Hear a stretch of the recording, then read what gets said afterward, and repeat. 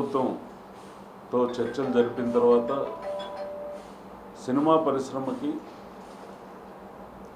గత ప్రభుత్వంలో దినదినగండం నూరేళ్ల ఆవిష్గా ఉండింది.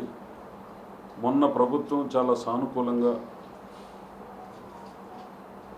డిప్యూటీ సీఎం పవన్ కళ్యాణ్ గారు, చంద్రబాబు నాయుడు గారు, ముఖ్యమంత్రి గారు, కందుల దుర్గేష్ గారు ఎంతో సినిమా ఇండస్ట్రీలో ఉండేటటువంటివి అన్నీ ఒక ప్లాట్ఫారం మీదకి వచ్చి మీ సమస్యలన్నీ రెండు రాష్ట్రాల్లో ఒకే విధంగా ఉండేటట్టు పరిష్కరించుకొని వన్స్ ఫర్ ఆల్ ఇంకా ఫ్యూచర్లో ఏ రకమైన సమస్య రాకుండా మీరు ముందుకెళ్ళాలని మనస్ఫూర్తిగా నేను కోరుకుంటున్నాను.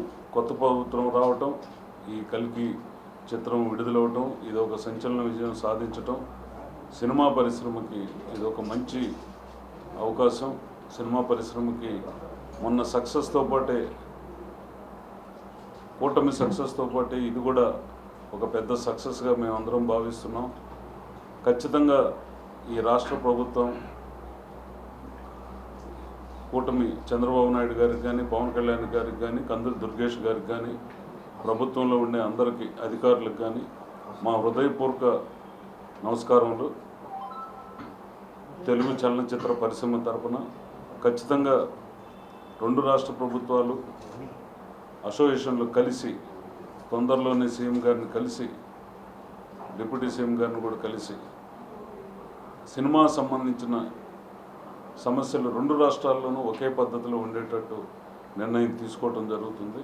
హైదరాబాద్ హబ్గా వర్క్ జరుగుతూ ఉన్నాయి. ఖచ్చితంగా ఫ్యూచర్లో ఆంధ్రాకు కూడా నెంబర్ ఆఫ్ షూటింగ్స్ జరుగుతున్నాయి. ఖచ్చితంగా ఆంధ్రాలో కూడా డెవలప్మెంట్కి కావాల్సిన ఏర్పాట్లు కూడా ఖచ్చితంగా సినిమా ఇండస్ట్రీ సైడ్ నుంచి చేయాల్సిన బాధ్యత ఉంది. ఈ ప్రభుత్వ బాధ్యత కాదు, సినిమా ఇండస్ట్రీ బాధ్యత. కాబట్టి ఖచ్చితంగా దాని మీద కూడా సినిమా ఇండస్ట్రీ మొత్తం ఇక్కడే చాలా ఓన్ ప్రాపర్టీస్ కూడా ఉన్నాయి.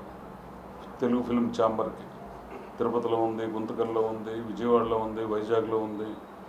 ఎక్కువ ప్రాపర్టీసు ఆంధ్రాలోనే ఉన్నాయి.